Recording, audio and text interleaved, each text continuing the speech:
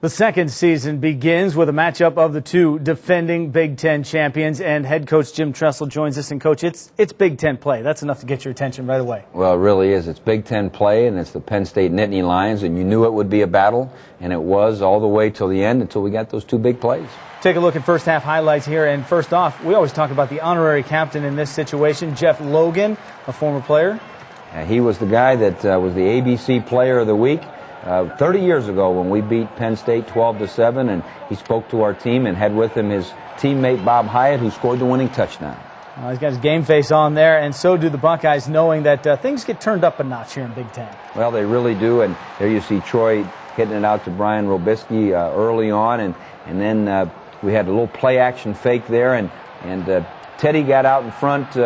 We overthrew it a little bit. We took him up the field and ended up the long turnover, and can't have those if you really want to be in sync. Well, Troy's first interception in 152 attempts. That goes all the way back to Northwestern last year. And, a turnover that's almost like a punt here. Didn't lead to any points because defense was pretty stout. Quinn Pitcock, Jay Richardson, you see those guys up front, James Laurinaitis, and our defense is getting better and better all the time. Tony Hunt getting swarmed under, and the D just coming right back at it here as well. And a big play off the tip. James Laurinaitis, 3 interceptions 3 weeks in a row. Yeah, big breakup by Brandon Mitchell, and James Laurinaitis is an aware guy, and he broke to the ball himself and came up with the deflection.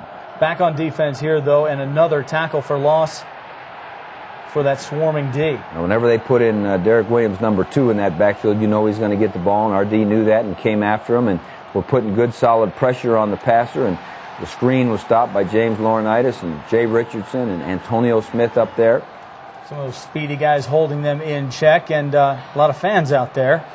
That was a great crowd. It was a great crowd, and there was a sea of red, and you see Antonio Pittman. We're starting back in the shadow of our own goalpost, and he got a good gainer there. Scoreless after the first quarter, and weather maybe playing an effect in this game. Raining pretty hard in the first half. Well, it was raining pretty good, and people were playing pretty hard. This was a huge step up.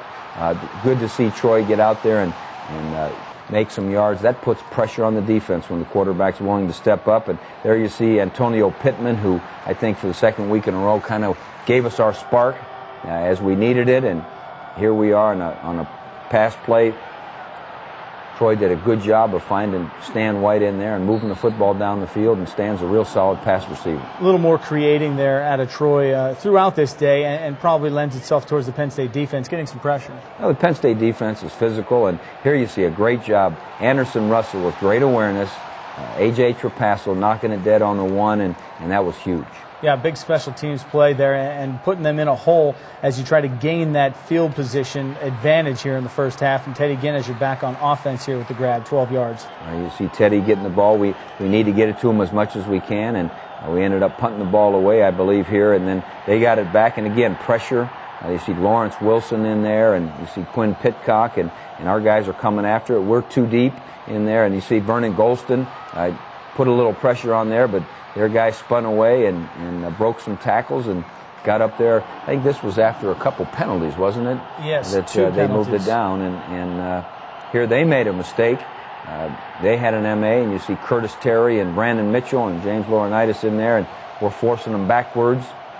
Well, the penalty, the pass interference penalty, is the first one we talked about, and then the next one sets up the only score in the first half. And this a roughing after a miss, and Jay Richardson said he got a hand on it, so maybe that should nullify it there. Well, we asked the officials to look at it close and didn't want to really waste our challenge on it, and our people up in the box didn't seem to think we could guarantee it, and so we had to go in the locker room down 3-0. Well, yeah, and you find yourself again, second week in a row, staring at a deficit in this game. But obviously, with the way the conditions are in the first half and the way the trend of the game is going, the offense, you'd like to get a little more tempo, a little more rhythm. Yeah, we really needed to be in sync, to be a little more consistent. At times when the routes were crisp, the protection wasn't, and then when the protection was solid, the routes weren't as good. And we've got to play better than we did, but part of it, you have to give a little credit to Penn State. Yeah, certainly keeping Penn State off balance a tick as well, and that was the goal defensively for Ohio State coming out in this game, knowing their speed guys contained so far. Yeah, we did a good job of that, and Their running back, I thought, was the biggest challenge because Hunt is a big, strong guy, and we did a good job holding down the passing game and holding down those big speedsters who were running reverses and catching big plays against other teams. So our defense was playing solid.